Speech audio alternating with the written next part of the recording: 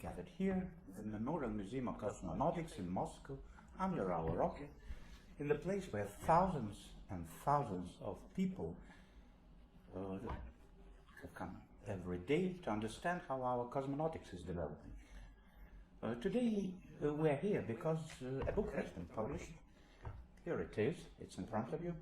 The book's title is Asgardia's Role in the SIRIUS-21 Experiment, Space Researcher's Diary. It was written by Victoria Kirichenko, SIRIUS-21 crew physician. And she will be speaking, presenting, and signing the book. And there will even be a buffet. Yes, and there will even be a space tea party. Our event will be, we have to be introduced. So, our event will be moderated by myself, Vyacheslav Klementov, Deputy Director of the Memorial Museum of Cosmonautics for Scientific Work, and Mark Belakovsky, our great friend, a person with whom we have done a lot of joint projects, a representative of the management of the Institute of Biomedical Problems, our main organizer, who will be talking on the experiment today, and they are always eager to take part in it. Maxim Ilyich and I will be moderators today. Thank you very much. And traditionally, I have to introduce the cosmonaut, our hero, who is in the audience today. Sergei Zalyotin, hero of Russia, pilot cosmonaut of the Russian Federation. You have the floor.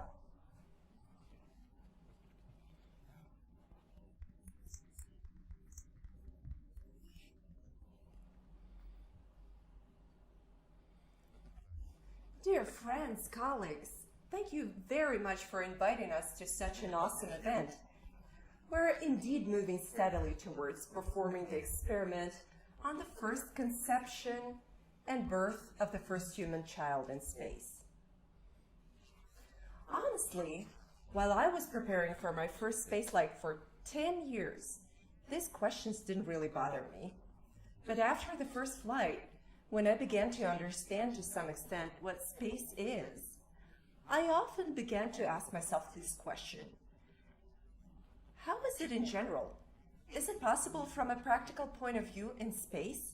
Let me tell you a secret without a camera. In principle, to conduct such an experiment on conception in space would be no problem at all. But there is a moral and ethical side to it. That is why we have already discussed such questions in relation to the fact that it should be a married couple, on the example of even Rumen Kondakova. There is a big age gap, though, and unfortunately the head of the family has already passed away, but there are younger cosmonauts. It is necessary maybe to take the wives of those cosmonauts who are now in the squadron and try to fulfill this in real life. Of course, it is a great shame and disappointment to me that I will not take part in this, because I'm not an active cosmonaut, because I left the squadron as a cosmonaut about 7 years ago. Stop saying such interesting things. I no longer understand what fiction is and reality. It's very exciting listening to you. Well, the doctors might be willing to do it, but when I started getting ready for my third spaceflight, I found it so difficult. For the first one, I had been preparing as if in a dream, easily and smoothly. For the second one, I was already thinking, and for the third one, it was extremely difficult because the motivation was vanishing somewhere. And if I had known about such an experiment, I dare assure you, I would have definitely charged for the third spaceflight. It's no coincidence that there is now such a space nation as Asgardia overseeing this issue, promoting it. I even think that they will be involved directly in this experiment as sponsors. I think when it shares the results with the world, it will whisper quietly to me as the sole curator on this issue. So I think we're going to spend this hour in discussion on this topic. It's going to be fascinating enough for everyone. I don't have the right to hold your attention any longer, taking advantage of the fact that I have some experience with spaceflight and paying too much attention to it. It's not quite right, because there are so many wonderful faces that are so cool to look at, and there are direct participants of that experiment that took place at the Institute of Biomedical Problems for 240 days. I'll tell you a secret. If I were offered to try this experiment on Earth, I would not agree to a real experiment. But in space, I would. Because on Earth, understanding that you're in a confined space for 240 days without something. Another question is that there must be appropriate motivation. Again, the question is extremely controversial. We have just discussed it. Will there be any volunteers among current cosmonauts?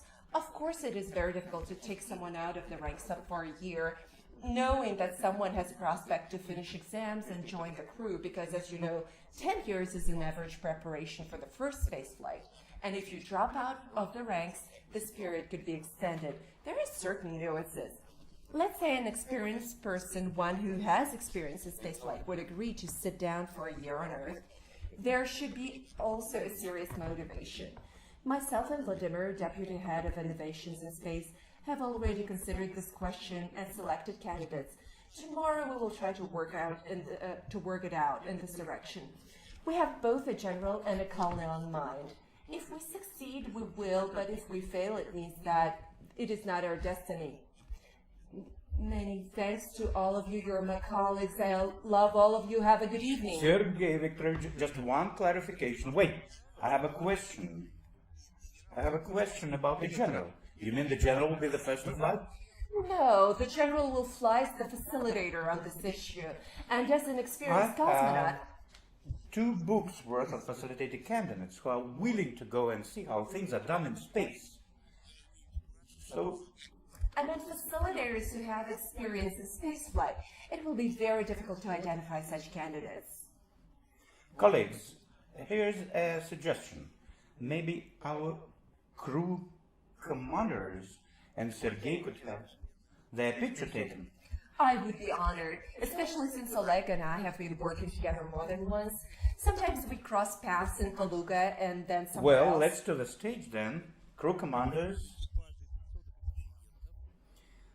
of the isolation experiments Luna 215, SK SIRIUS-17, SIRIUS-19, SIRIUS-21. Crew physicians, get ready, please. And Sergei Zalyotin.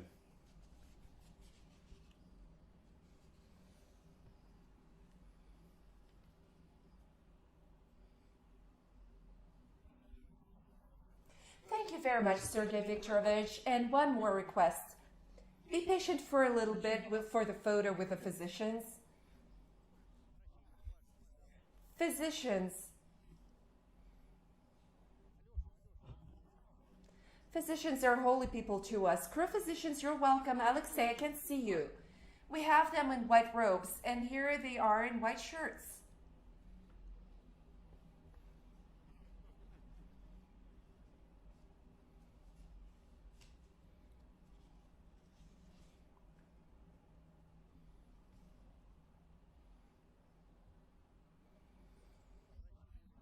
The physicians are more disciplined. Everyone is here today. Thank you very much. That's it, thank you.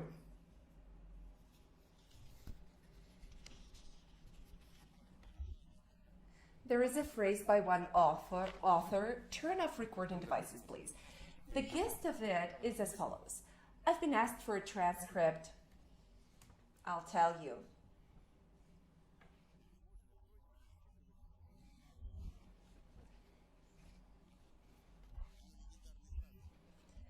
Here is the point.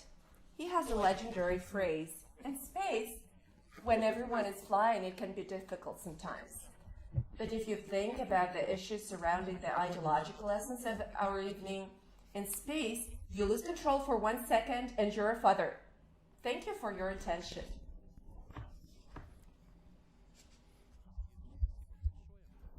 Sergei, thank you very much.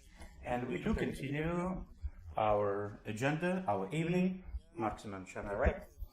And I give the floor to Sergei Ponomarev, head of the Laboratory of the Psychology of the Immune System at the Institute of Biomedical Problems. Sergei Ponomarev, you are welcome. Sergei is the executive director of the SIRIUS project.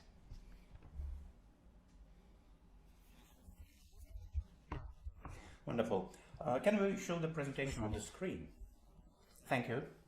Dear colleagues, dear friends, I'm happy to see everyone here at this event. It's a great honor to speak to this distinguished audience.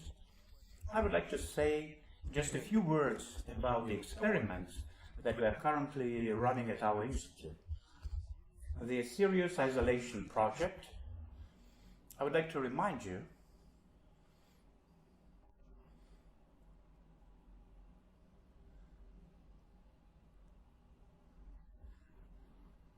and that's it. I'm not pushing any button. Well, I would like to remind you of the project we are currently running. This is the SIRIUS project. This is a series of isolation experiments. The first was a 17-day experiment, then a 4-month experiment, and now we've just finished an 8-month experiment, and in the near future we are planning a 1-year experiment, and probably even several. These experiments that are being performed in our institute do involve research in a number of scientific disciplines: psychology, psychophysiology, immunology, microbiology, biochemistry, and metabolism. And if we're talking specifically about an 8-month experiment, there are about 80 experiments performed in more than 10 countries within this project. Well, most importantly, I missed it at the very beginning, SIRIUS is an acronym for Scientific International Research and Unique Terrestrial Station. Well,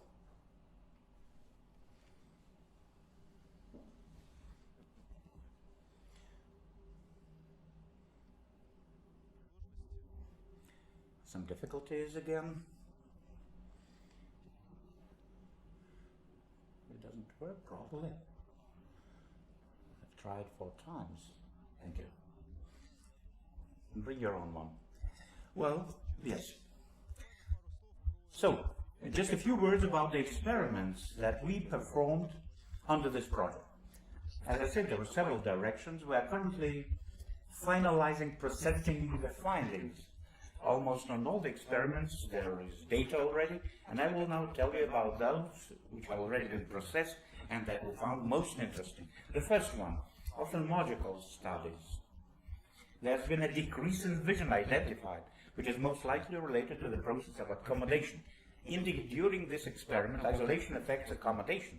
It's not yet clear whether it's isolation factor itself or whether it's the effect of some satellite factors, such as constant load associated with scientific activity, but nevertheless, we obtained for the first time these results. The vision deteriorates a little bit with regard to physiological experiments. What is accommodation? Accommodation is the ability of the lens to focus on certain objects. Vessels do expand and You just contract. have to understand that we're professionals here and we're being listened to and watched by a huge number of people online. We've had a very strong support of Contacte. I'm just sure that there are people who just didn't understand a word. Well, another very interesting finding, the process of lipid peroxidation is triggered. I'm not going to mention it anymore. It's a very important biochemical metabolic result. And it is demonstrated it happens in several stages. It's actually very important in order to understand what biochemical processes take place in the human body. What are the risks associated with metabolic disorders? The lipid peroxidation, in fact, speaks of metabolic disturbances at a fairly serious level, even in an isolation experiment. It would seem that in isolation there is no radiation, no weightlessness, but nevertheless we've got such interesting data. Next, a very interesting microbiological experiment was performed for the first time. By the way, that was part of the project carried out jointly with Asgardia.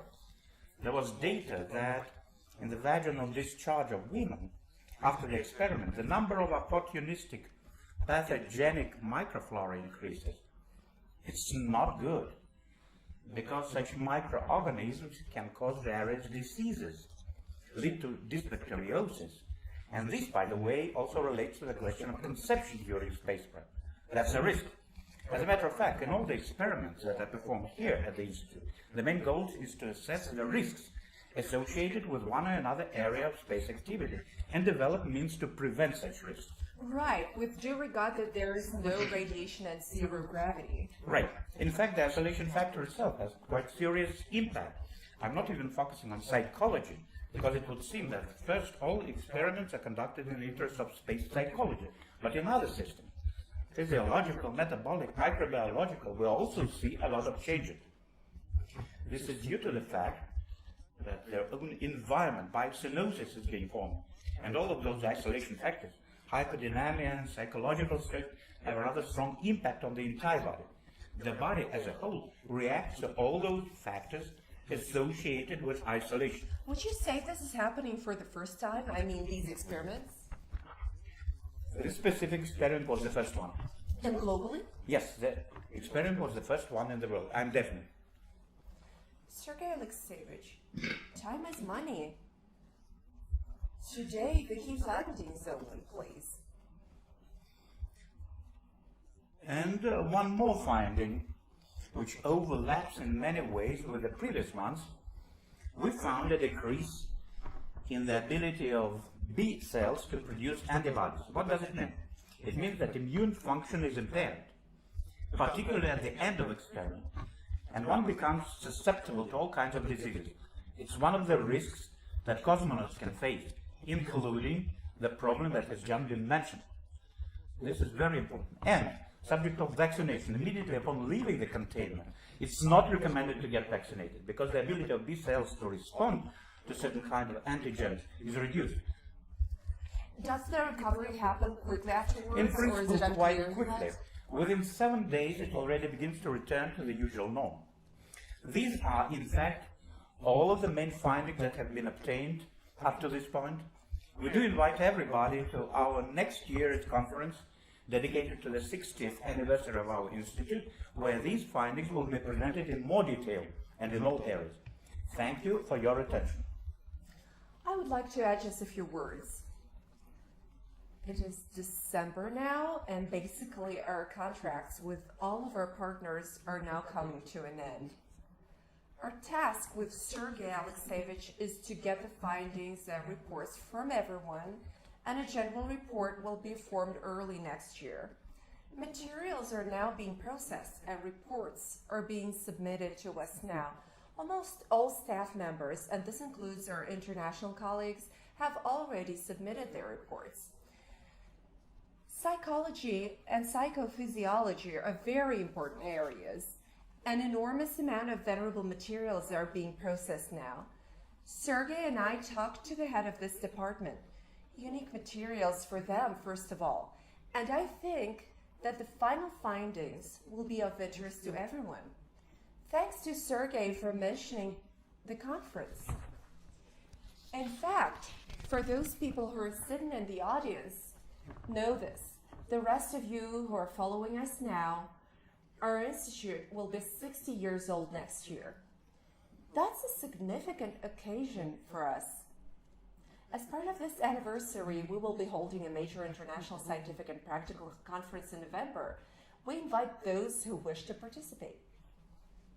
Well, to continue what you said, Mark Samoilovich, at about the same time, to celebrate the anniversary of your institute, a large exhibition dedicated to the institute is going to open in our museum. If we show at least one word, if possible, just one graph, it would be immensely interesting, because people do not even understand those peaks of scientific fantasy which you are engaged in. First of all, many thanks to the Memorial Museum of Cosmonautics and personally to its director, Artukhina Natalia Vitalyevna. And I'm not even mentioning you. You have been our friend and colleague for many years. Natalia, we have been working together for many years, and we have done a lot of highly professional exhibitions.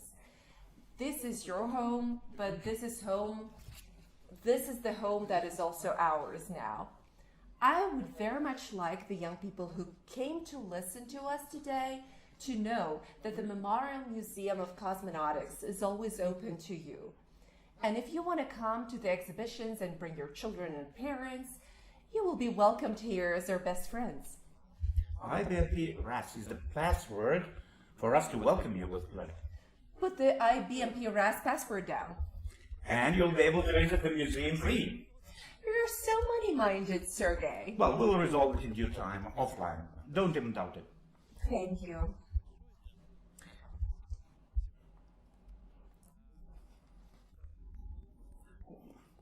It's important to introduce the next speaker.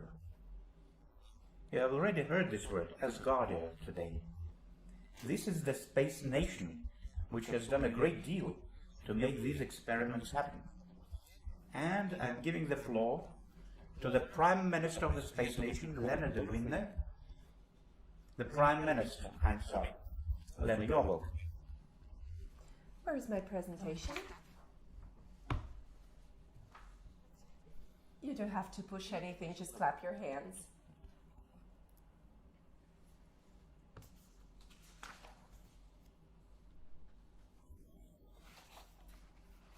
Now we need the lights on. Clapping didn't help.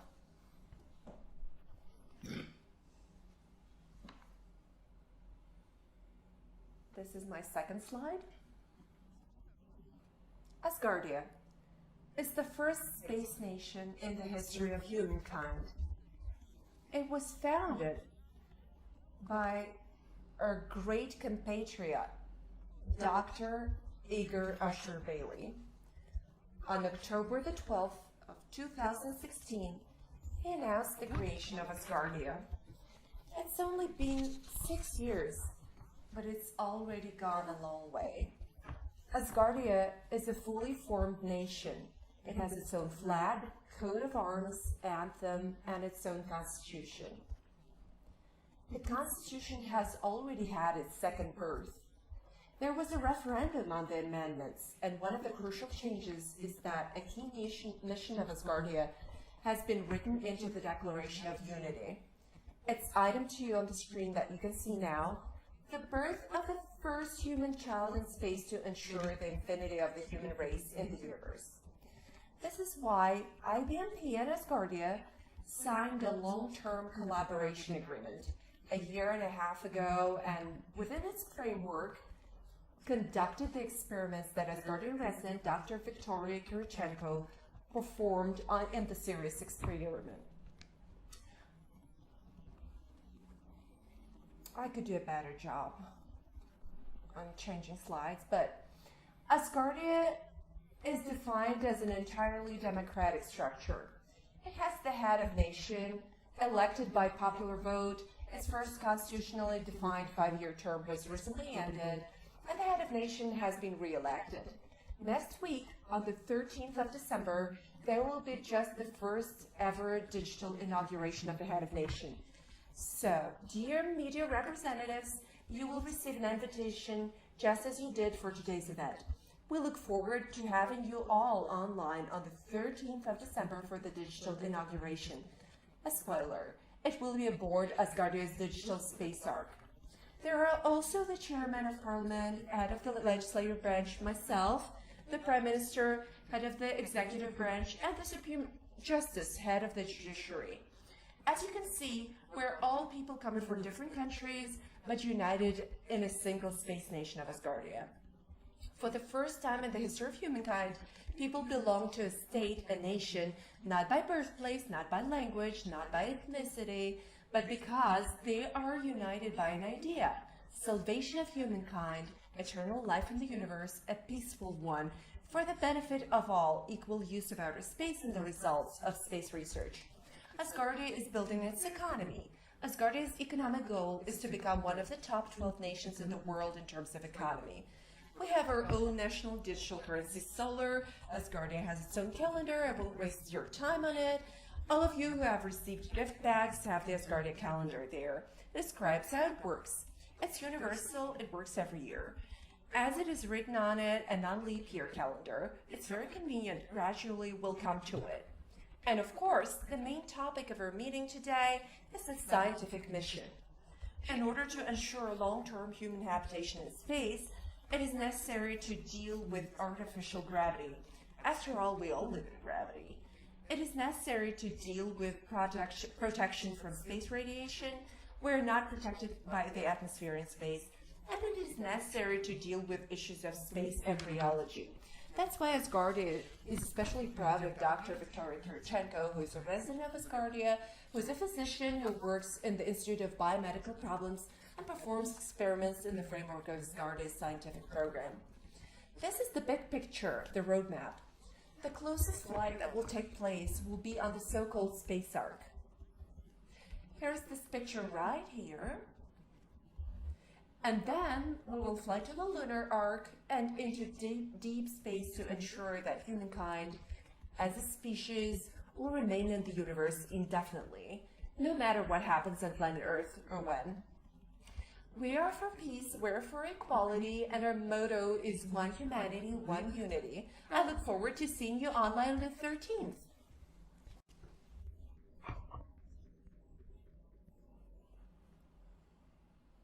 Thank you very much. Thanks for your kind words. And we do continue our evening. And now I give the floor to our colleague. He's a frequent visitor to our museum. He has given many speeches. Deputy head of the Yuri Gagarin Cosmonaut Training Center, Deputy Head of Science and Development, Vladimir Dubinin. Vladimir, you are welcome. I would also like to welcome Vladimir. Vladimir has been involved in cosmonautics for many years, has worked for many years with both Energia and our institute, as well as with NIMASH. But I can say that he is very directly involved in the work of our experiments. In particular, Oleg Blinov is now feverishly taking pictures of us. Shoot, Oleg, shoot! Mark has to be interrupted because it's impossible to stop him. His ideas. And that's good because Oleg participated in our joint experiment with the CTC. A big role was played by Vladimir because together we selected the crew commander.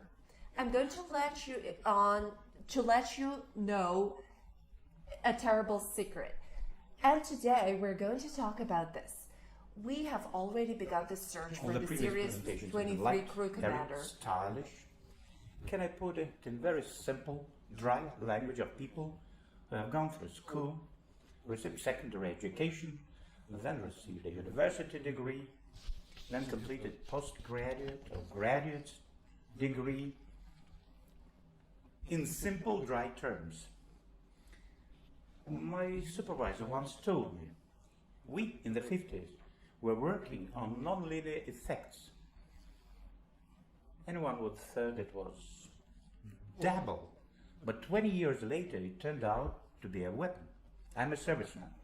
With regard to the SIRIUS experiment, the series of isolation experiments, I must say sincerely that this is a huge step towards the research that would allow us to move further into space. This is exactly the kind of scientific approach, a movement which consistently sets more and more complex objectives. They will make it easier, of course, to move from low Earth orbit further to long-term flights, which are no longer close to the helping hand, which is called the MCC. And of great importance here is the fact that IBMP, as an institute of the Russian Academy of Sciences, as the head scientific center of the Russian Federation, did invite the CTC to directly participate in many of the experiments that took place. It is interesting that in this 200-day experiment, there were 10 countries involved, 80 experiments, that we were allowed by IBMP to perform 6 of them, and they were aimed at finding out whether the crew, being remotely located, having certain problems with communication, and understanding that not all counter-agencies can be anticipated in a long flight, whether the crew can make the right decisions themselves, whether they can learn and prepare to perform certain operations. We tried robotics, we tried 3D recovery equipment, we tried microbiological equipment training. You know, it's possible. Humankind has given birth to a human being born who can work remotely. And in Asgardia, if we talk about it, I guess the prospect of humanity moving far away still exists. So once again, I must say a huge thank you to the Institute, a big thank you to Mark Samuilovich, and I personally would like to thank the crews and to their husbands, wives, parents, some of the crew members who supported their work. Let's applaud. I'd like to use this opportunity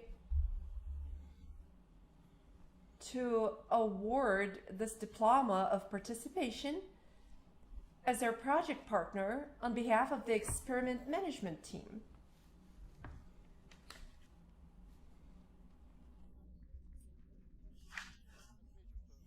I would like to point out a great contribution. An outstanding contribution. For a great outstanding contribution. For a great outstanding contribution to the arrangement of performance of the 240-day experiment. Thank you. Well, let's get on with it. And now, of course, we will be talking to the isolation experiments crew commanders. You know, here comes our homegrown billet. Isolation experiments colleagues, if you remember, we had very, very many, dozens of them. And if we're going to speak kindly of our preceding part, we will certainly remember 1967-68. That was the first secret major isolation experiment, which was later called A Year on Earth in a Starship. That was our first project. There were many other projects, but we started working particularly intensively in the 90s. And as it happened, there were many experiments. I will not list all of them, but a kind word cannot be omitted about the Sphinx project. Here sits my friend and associate, Alexander Milkus. I came here not only as a journalist, but I thought he would be flooded with memories of how he was a crew member in this experiment. By the way, a member of my department, Tatiana Agaptseva, was his commander. She was giving him a hard time. This is true. Why did it take you so long? Well, it's not at all that easy and simple, my dear. And who will say that they do not remember the unique experiment? It is now called the benchmark experiment, Mars 500. A brilliant experiment. I will be very happy if anyone ever goes further. But that was a brilliant experiment. And then the idea was born. Shouldn't we go further? A lot of people asked us, especially foreigners, our scientists, let's continue with isolation experiments. Those were difficult times, but the generation of people who were organizers left, some of the ideologists left, and we had some doubts. And then an idea came to some of our scientists. Why not resume the experiments? We started thinking about what kind of experiment? The moon? We've already been to the moon. And we will have only girls in our crew. No one in the world has ever cited the problem of isolation in a female crew. So we decided to conduct the Luna 2050 experiment.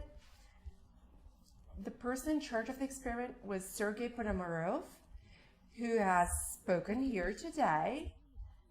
And we invited a remarkable scientist, a young, beautiful girl, to be the commander of the crew of this project, Yelena Luchitska. She has a PhD in biology. Now she's a veteran scientist. She works a lot at the Institute, and she has her own experiments directly on board of the spacecraft. It gives me great pleasure, Elena, to give you the floor. You're welcome.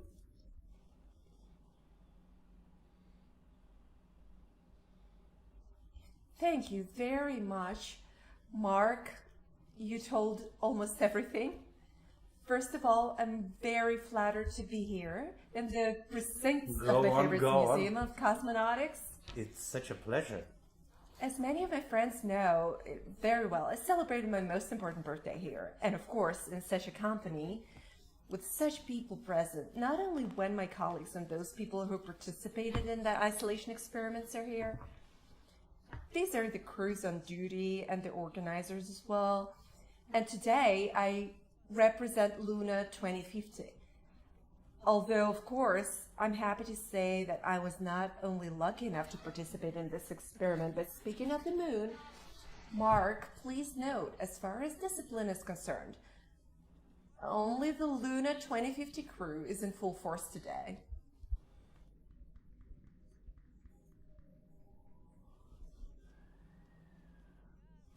I and all of us recollect this experiment with great warmth because it has not yet been so pompous.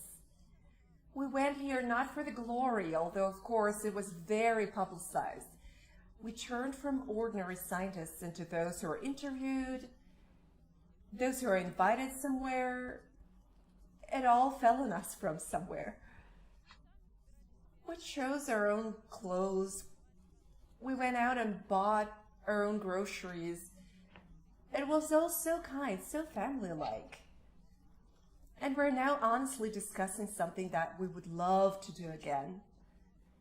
I want to say that the primary challenge for me, not sure if as a crew commander or not, was to make sure that no one would say later on, "Oh, I see the gals know how to drive a moonwalker." So that I would not be ashamed of my crew, neither me, nor those who arranged all this, who authorized us to enter there, who were there behind us. I was well aware that behind us were engineers, physicians, people overseeing the facility, and so on, and I understand that you definitely weren't ashamed of us. Another goal was that people like Sergei Ponomarov then took on, after a minor experiment, to lead an already more serious, more meaningful, large-scale project.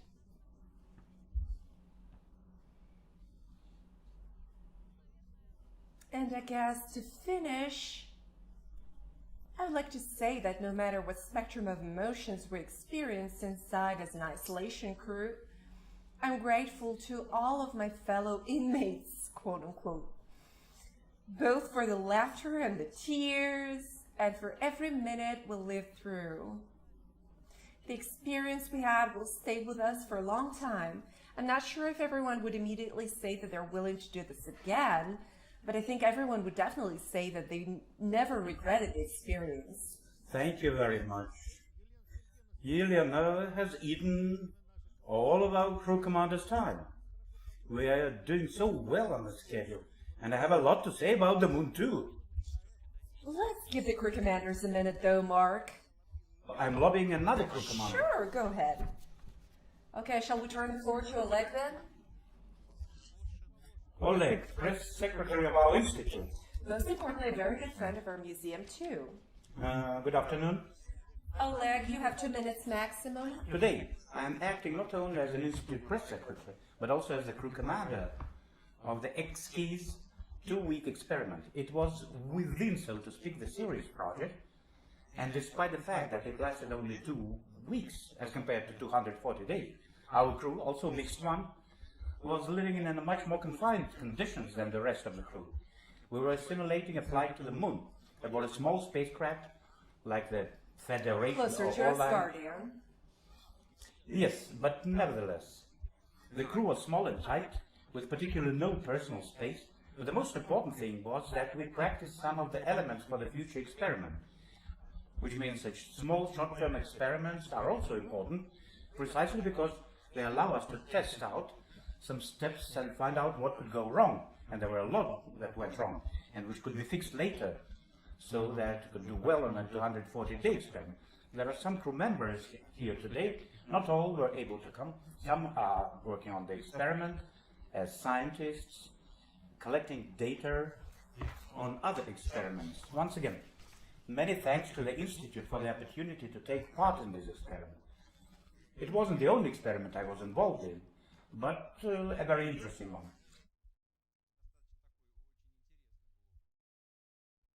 Thank you, Oleg. Thank you so much, Oleg. I'm sure but there are so many questions to ask you. We could have a separate discussion with each one. And there is a reason behind it. Journalists are here today, or radio listeners, spectators are following us. This is exactly why I would like to engage young people in these experiments, so they can see that young, good-looking, and even intelligent people are involved in these kinds of experiments. Well, it's been 2 more years. We're in 2017, Mark. The year 2017, we are already thinking seriously of major international projects. A lot of foreign colleagues were already looking toward our institute, and some simply could not believe that we were able to conduct such experiments. So we invited a crew commander, Mark Sinrolf. Come over here, Mark.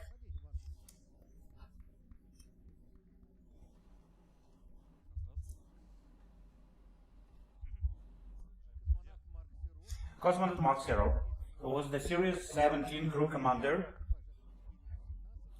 This was the first international crew within the SIRIUS program. Dear friends, colleagues, I'm delighted to welcome you today. Indeed, I was the SIRIUS-17 mission commander. I represent the company of Sergei Pavlovich Korolov. As you know, this is the lead developer of crewed space technology in Russia. And actually, we didn't look at this program as biological or psychological experiments in isolation, but rather considered it to be some kind of methodology, a method for analog simulation of some future missions based on a large scientific program, a technological program, instrument testing, crew operation procedures, and so on.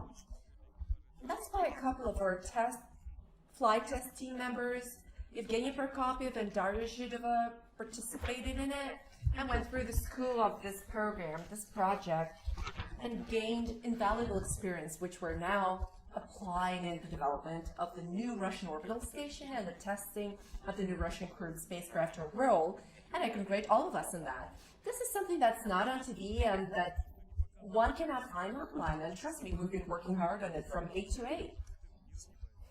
We're doing that, and we will talk about it offline, Mark. This is not for the internet.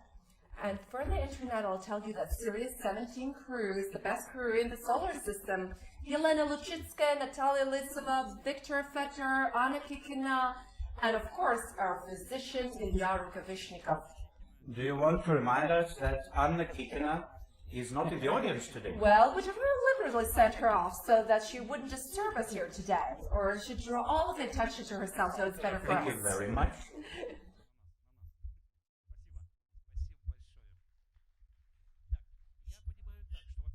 My understanding is, first of all, that it's been another 2 years. Excuse me, please. I would still like to, somehow we skipped Anna Kikina. Anna Kikina is the person who's passed the test in our institute, in this crew, and God willing, she will perform her function well.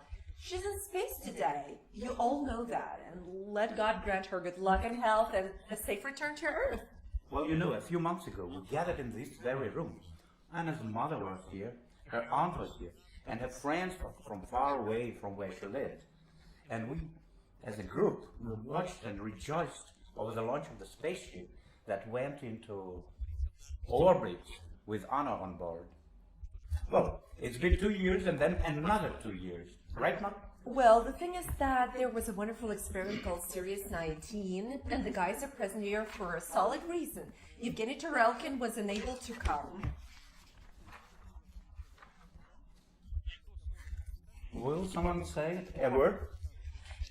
And who do we have here from Crew 19, please? Gives me a great pleasure to introduce you. The crew physician, PhD in medicine, Stefania Fidai. She works directly, when the guys work on the descent, she works on the ground and meets the cosmonauts on Earth. Thank you very much. That was good. Well, I'm going to keep the nice company of commanders with my humble presence. Well, what can I say? SIRIUS-19 was the first long-term experiment from the SIRIUS series. It was a mixed one, both nationality-wise and gender-wise. That's why we consider ourselves pioneers of this path. the path to the long-term serious isolation. Now I would like to say a quick thank you to everyone. Today is an almost unique case when researchers from such different experiments over so many years gathered in one place. It's really amazing and it's rare. So thank you very much to this venue, to the organizers of the event, to everyone. Just one more second to go away, please. I'm just taking this opportunity as the museum is watching us. There's one question for you as a physician who meets the crews. It's a question that gets asked all the time. Is it true that a cosmonaut from orbit orders some very favorite treat, which he almost gets from your hands when the spacecraft lands? It's true, absolutely true. But the only thing is that astronauts do not always take advantage of this opportunity, but they can do that. So they choose between an apple, fried chicken, Shish kebabs, watermelons. Terrific. Thank you so much for the answer. And now it's certainly been 2 more years, and we've entered the 21st year mark. It wasn't simple and easy, I can tell you. First, there was a very great difficulty with selection of crew commander. And Vladimir, if he stops chatting with Natalia, now, and look at me, okay, he nods, he confirms. Well, we arrived as always to the training center to talk to its head, Harlamov, with Vladimir, and a very good cosmonaut, a guy who did not make it into space for some reason, was recommended to us. Well, he then agreed and then said, you know, they got me into the crew. We were all happy that he went to space.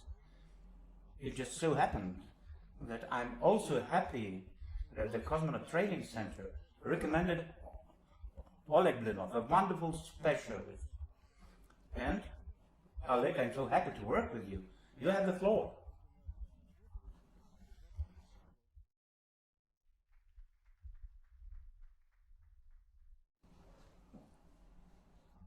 Great to see you all, my friends.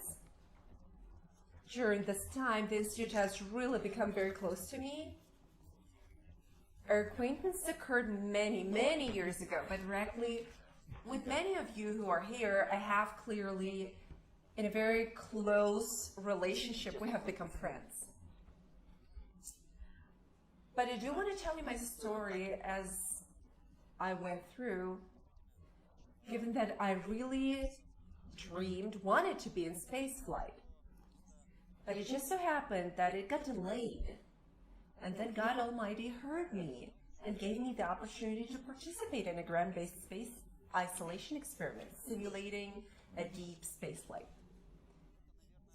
This is perhaps the opportunity that gives me the opportunity to experience all the joys, hardships, and difficulties of a space flight, which cosmonauts are unlikely ever to tell the public about in the conditions of the Earth.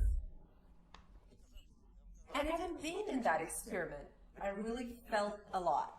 I think not only me, but all the members of the crew, to the roots of their hair, they felt all of those moments which began with the second, third month, and until the very last day of being in this experiment. In my case, it was so believable that I didn't have the feeling that I was in the institute, but indeed that I was in some other station outside of earthly conditions, for the reason that the information isolation, that inability to communicate with the world around you, completely abstracts you from the outside world. And I would like to say that such experiments, I think, produce such believable results that when I came out, of course I was bursting inside, and I wanted to compare the sensation with what cosmonauts in orbit feel at this point of time. I have to tell you that almost 100% of everything that happens inside, emotional, psycho-emotional, some processes of information, equally correspond. I wish that those scientific data that were obtained in the earlier experiments, in our experiment and in future experiments, would bring us closer to the accomplishments that we, either with the help of Asgardia or with the help of our national risk cosmos, well, I think that our colleagues from overseas are also flagships.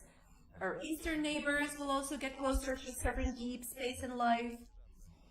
But we're not talking now about just us, but rather about humankind's efforts to explore deep space.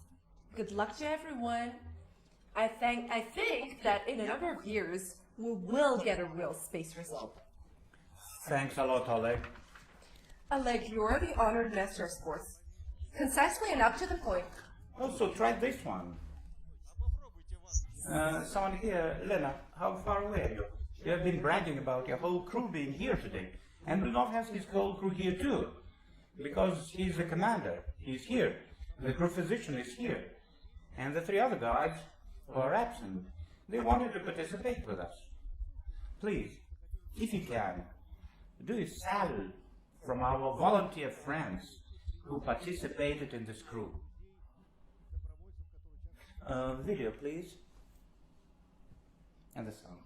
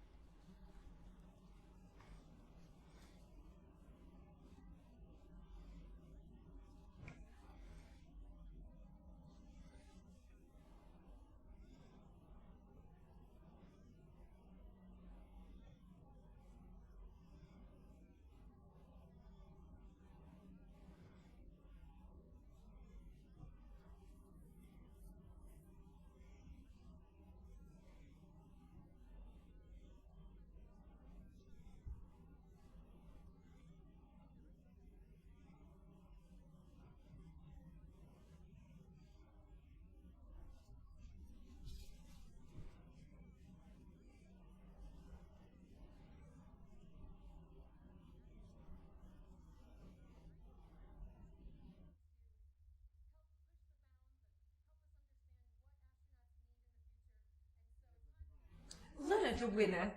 Here is a girl fit for Asgardia, beginning to change already.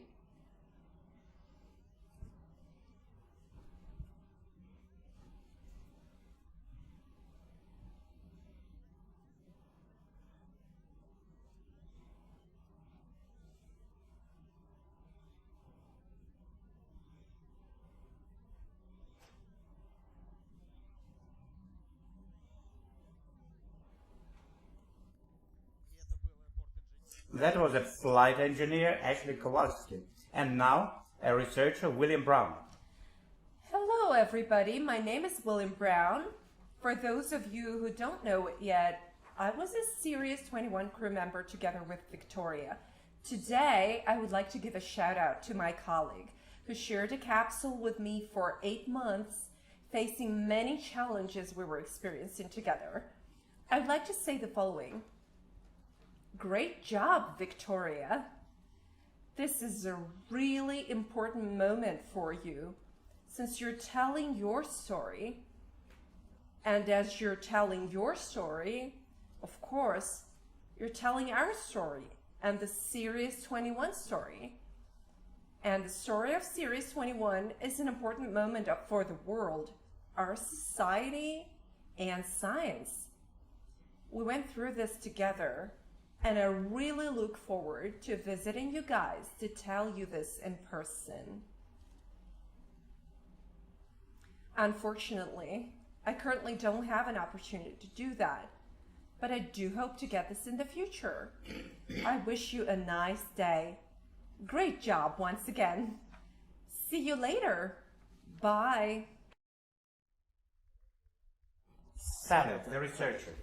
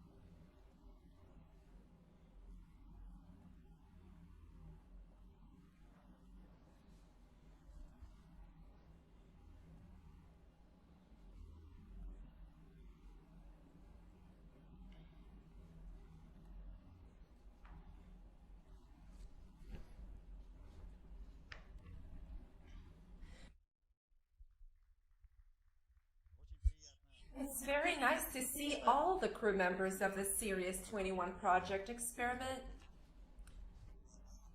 And before they take away my microphone, just 30 seconds, I would like to say thank you very much for organizing such a unique on a world scale project to simulate space flights of varying durations. And to say that the isolation experiments of 67, they're much earlier, I'm literally on the program right now. Ole, thanks a lot, my dear. That's about it. Thank you. A lot of thanks to the CDC and to my wife. That's it. A very motivating performance. An amazing one. Well, it's time to invite to the stage Victoria Kirichenko, the crew physician, the author of the book, a scientist, a wonderful person. The book's title is Asgardia's Role in the SIRIUS-21 Experiment, Space Researcher's Diary. Thank you. Is it working?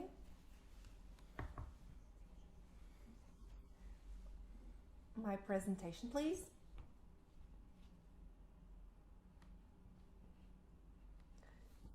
Here we're standing, feeling happy.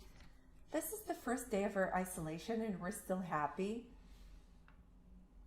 My dear colleagues, distinguished guests, thank you so much for coming here today. I'm very pleased. This is a great event for me. Many thanks to the Institute of Biomedical Problems and the Asgardia Nation for implementing this project, for the opportunity to stand here today in front of you, to speak to you. There are a lot of my colleagues here today, participants in previous isolation experiments, and I'm sure they would not let me lie if I said that it is very, very important who you go into isolation with.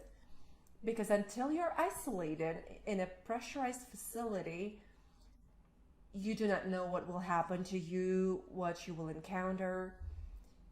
And I want to say a huge thank you to my crew for the experience we gained together, for the contribution to space science we made together, and for the unique environment we worked on for all of those long 8 months. And I would like to say that, frankly, I couldn't imagine that after those 8 months, I would look back on that time with nostalgia and a lot of gratitude. And today, we're here for a special occasion. And I honestly confess to you, working on the diaries in isolation, I did not have any mercenary intent. Therefore, the diaries turned out to be quite personal and generally decent. So you didn't keep them for having a book in mind? No, initially I was not. What was that, a personal diary? Or you have been requested to write it? Well, there had been a conversation about it. That's clear. Yes, but I didn't know it would turn into such a story, which I'm very grateful for. And I'd like to do a teaser like this. Read a snippet from my diary. It's just about the relationship within the crew, because it's a very important point, of course. So, April 21st, a human being consists of all humans, Sartre wrote. That human is equal to all of them, and all of them are equal to that one human being. Space changes. It can be stuffy and disturbing, or it can be free and cozy. These changes are especially evident when 5 people are crammed into a tiny tin can. Each participant brings their own self, their own experiences and habits into the space. And it's amazing how one single person can change the existing ecosystem, electrify the air with a casual word, or relieve the tension with a meek smile. There is an interaction, a mutual exchange, symbiosis. A stable homeostasis is formed. We give parts of ourselves and get something in return. We work on our own environment all the time. But it's not that simple, actually. There are more details involved. There are other participants sprouting into this interdependent ecosystem. Our MCC, our families and friends, journalists, society at large, and world events. Everyone in the system matters, has its own place, and has an impact in our tiny world. Sometimes it takes a lot of energy to get our sustainable balance back. Perhaps balance and a healthy ecosystem are important for any productive relationship, especially when it comes to a long-term space mission. Thank you. It was an excerpt from the diary. The diaries, the book, will be available after our event. Our event, yes. With your signature? Yes, with my signature. And as far as long duration spaceflight is concerned, I would like to talk briefly about the project, our joint project of the Institute of Biomedical Problems in Asgardia, about the research we have performed together.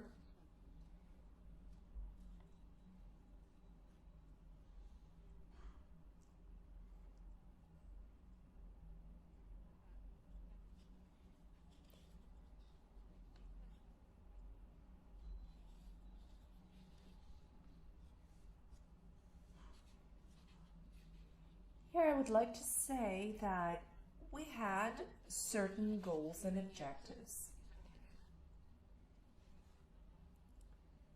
The goal of our joint work was to identify the characteristics of mineral and bone metabolism, microbiological and immunological status of the female body under the influence of long-term isolation, as my colleague told you earlier today, and during, before, and after the experiment. Gynecological, microbiological analysis, microscopic analysis were performed. Also, a large number of venous blood samples were taken, thanks to which we were able to study the immunological indicators of the blood, as my colleague has already reported earlier today. And we were also interested in changes in the hormonal background, and we saw the dynamics of resorption and bone formation markers, which was also reported by my colleague. And what conclusions did we get? As a result of the studies, we found complex changes in the system studied. But given that the group was small, the data obtained is not enough to be discussed today.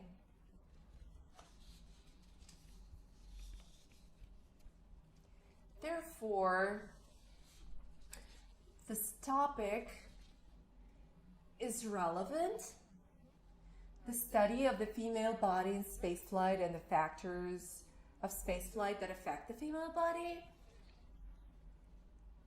Given the relevance of this issue, work will be done to study them. Thank you for your attention. Victoria, don't go away. You can have a seat right here. Have a seat. That's it. See, take a seat for another 20 Don't go minutes. away, wait. Thank you. Actually, I think she cheated today, because she pretended that this thing didn't work. Then she didn't show us anything. She didn't show us absolutely stunning pictures of her direct action. Maybe she didn't want us to show herself, but it's all in the book. Then I think I should, at least on behalf of Asgardia and Victoria, give the names of the line managers that are in our contract after all. In terms of immunology... Make this presentation run as a background. Yes, if it's possible. I just really want to thank the people who work directly with us on this science project. Show them Just quickly. flip it down, please. Here we are at the reception at Asgardia. The best people of our institute. Here, look at the smiles. Here, which one of you has white pants? Voloshin does. Such good-looking guys. So who are these people? I just want to quickly tell you who they are. So Sergei was in charge of the immunology work. Daria Komisarova was in charge of research on the female body. On the right is Galina Vasilieva. She was in charge of all the issues related to the impact of spaceflight factors on biochemical indicators. So very good work has been done. Let me tell you more. On behalf of me, on behalf of my department, Anna Ringoldovna Kusmaul supervised the work. The entire team has now produced what I believe to be a remarkable article. And on the recommendation of all the scientists, we want to publish this article in the wonderful journal Room. Today, Orlov signed the recommendation for this article to be published. I mean, I understand that she wants to talk about her work individually. But Victoria, thank you for your wonderful work, for your diary that you wrote. And we thought it was very, very interesting and could have been published. By the way, to all of our volunteers who write diaries, you have to be consulted before, during, and after. That is, we welcome diary writing. That's the most interesting thing about these experiments. Thank you so much.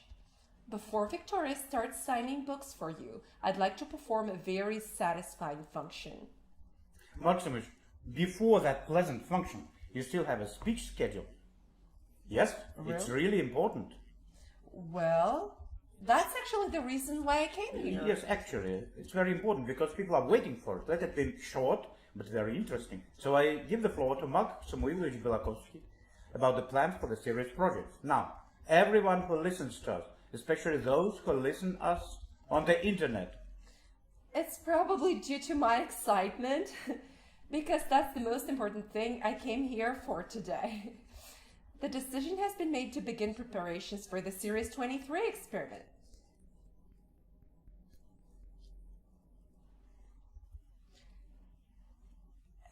As of today, we are inviting you in. So I wanted to show you some formalities right away. In the right corner is the Pavlov Center for Integrative Physiology. We have a world-class center at our institute, which is supporting us strongly in this experiment. Is it on Oka, Pavlova? No, it's in St. Petersburg and in Moscow.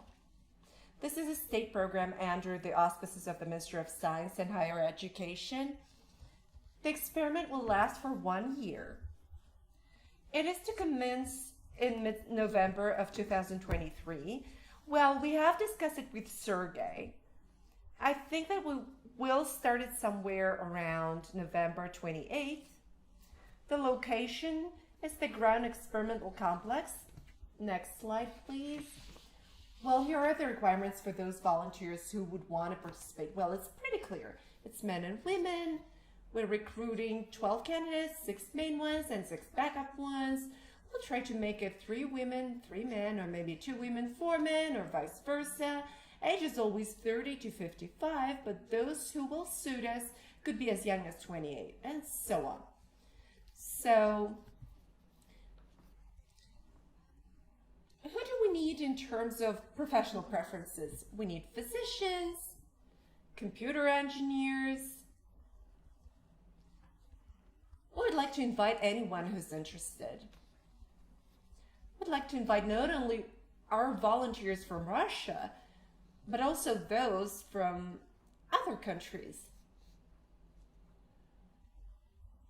We're already negotiating with many of them.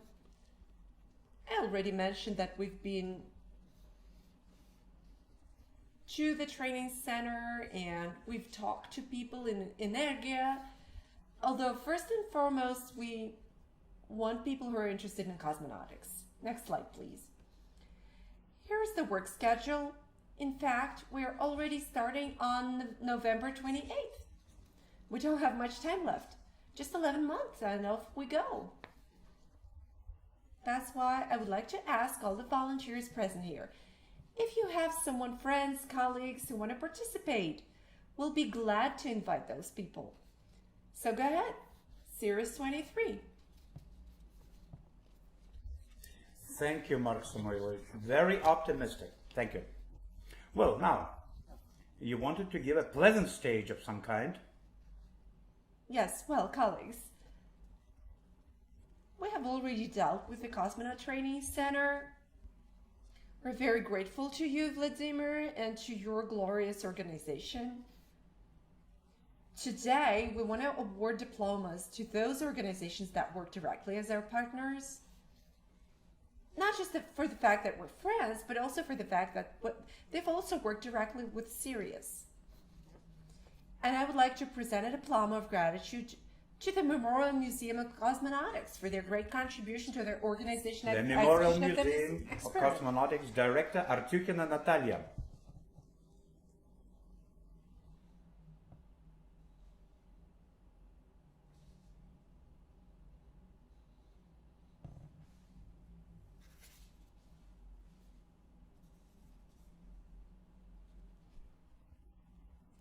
Also, there is a space nation, Asgardia. This is our partner, and it's great that we're working together. I really hope that Asgardia would suddenly want to continue research, and we have a contract for many, many years.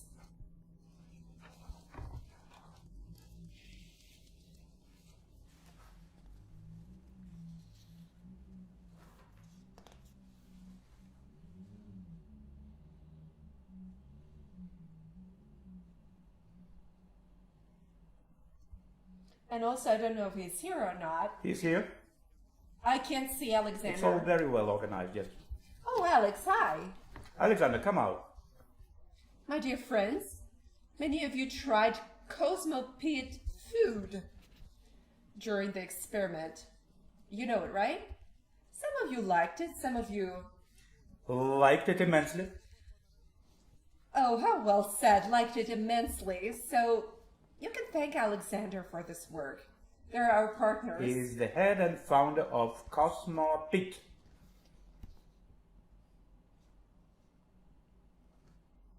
By the way, that space tea party that's coming up has now been organized by Alexander, with the support of Asgardia, of course.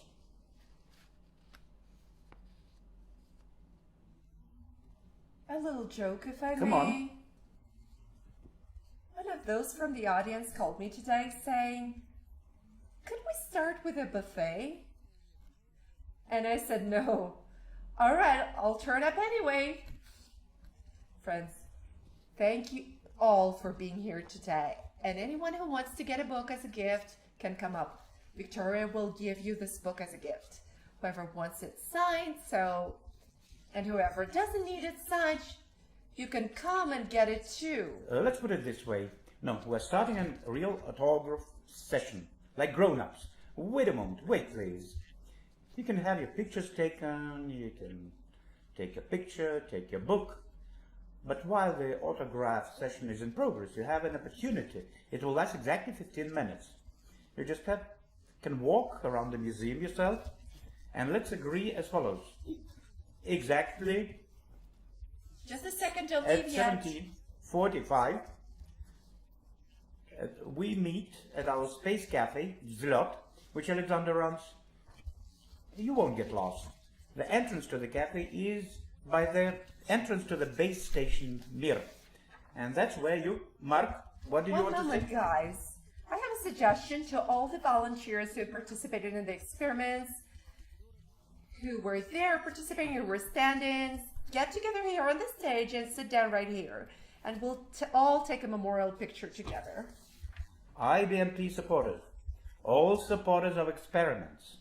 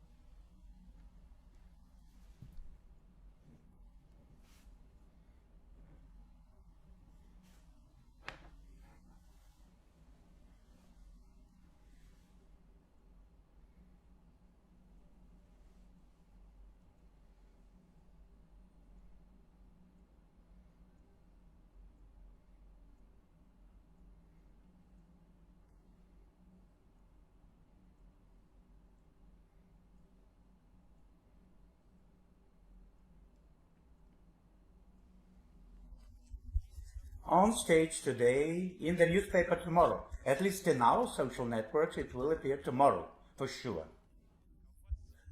And you'll have it today